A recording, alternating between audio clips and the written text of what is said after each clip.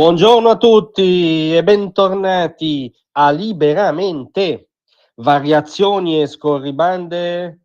qui su Radio Libertà. Allora stamattina vorremmo consegnare un messaggio veramente empatico al presidente francese Emmanuel Macron. No, non siamo impazziti, non ci siamo svegliati, diciamo, col piede sbagliato, perché il messaggio che vogliamo consegnare al politico, all'uomo di Stato, all'uomo Macron, è quello sulla bellezza dell'atto delle dimissioni, dell'istituto delle dimissioni e sulla capacità prettamente politica di non negare la realtà. Di non chiudere gli occhi di fronte alla realtà, come ha detto il suo ennesimo premier fantasma Bayrou nel suo discorso inutile di fronte all'Assemblea nazionale, che lo ha sfiduciato in massa, solo 194 voti favorevoli e 364 contrari. Il commento più efficace, come spesso capita nell'agone politico francese, lo ha sfornato Marine Le Pen, descrivendo la giornata di ieri come la fine dell'agonia di un governo fantasma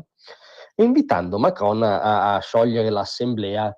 per uscire dalla situazione di stallo e consentire il funzionamento democratico, cioè la supposta estremista, la supposta sovversiva minaccia per la democrazia francese, si appella al ripristino da parte di Macron dell'ABC del funzionamento democratico della République. Questo è lo stato dell'arte, ma invece pare che Macron abbia in mente tutto tranne che questo, perché le indiscrezioni parlano della affannosa ricerca dell'ennesimo premier fantasma da mandare nel tritacarne dell'impasse del sistema politico francese.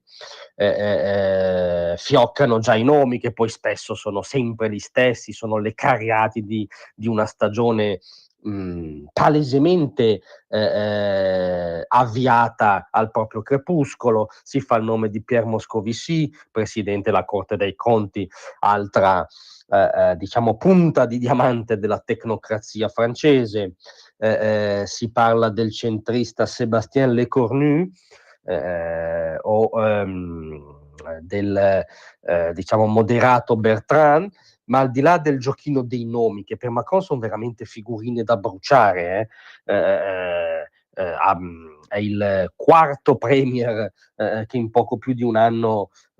viene consumato da questa cupio di solvi del Macron ancorato alla poltrona dell'Eliseo. Al di là del gioco dei nomi, c'è un retroscena, oggi ne dà conto anche il giornale, per cui gli strateghi di Monsieur le Président starebbero pensando a una riforma, diciamo, elettorale imperniata su un sistema proporzionale, perché corrisponderebbe di più all'attuale quadro e frammentazione dei partiti francesi, cioè tradotto garantirebbe di più una sostanziale ingovernabilità che dovrebbe sboccare in un sostanziale accordo obbligato tra le forze d'establishment per ottenere l'unico ormai obiettivo della politica macroniana, cioè sbarrare l'Eliseo e le leve della politica francese a Marine Le Pen e al Rassemblement National, perché questo ormai è l'unica ragione di vita politica di qualcuno che politicamente è oggettivamente morto. Allora, da qui il nostro consiglio a Macron. Le dimissioni a un certo punto sono un atto bellissimo, sono un atto anzitutto di minimo rispetto umano verso se stessi, di minimo presidio della propria credibilità residua, no? Della parvenza di leadership, della propria storia che noi detestiamo, ma che insomma un politico deve pur rispettare, non deve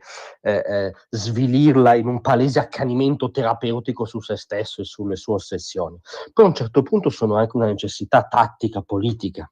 Cioè, a nostro giudizio, per fortuna la stagione del macronismo è morta politicamente e appena, come dice Marine, si ripristinerà il funzionamento democratico, sceglieranno i francesi e i sondaggi oggi dicono che sceglierebbero la medesima Marine. Ma in ogni caso, se Macron vuole conservare una speranza di sopravvivere politicamente, dovrebbe dimettersi, inabissarsi, per poi in prospettiva lavorare sul proprio progetto politico, trovare delle figure che lo portino avanti. Insomma, l'unica cosa che non può fare è ridurre la Francia a giardino delle proprie ossessioni, pescare l'ennesimo premier fantasma, addirittura imbastire un sistema proporzionale, diciamo, all'italiana vecchio stile, in senso deteriore, che ufficializzerebbe la palude in Francia, uno stato fondamentale dell'Europa. Si alzi allo specchio, per una volta non si metta il cappello di Napoleone per dichiarare guerra alla Russia o altre amenità del genere,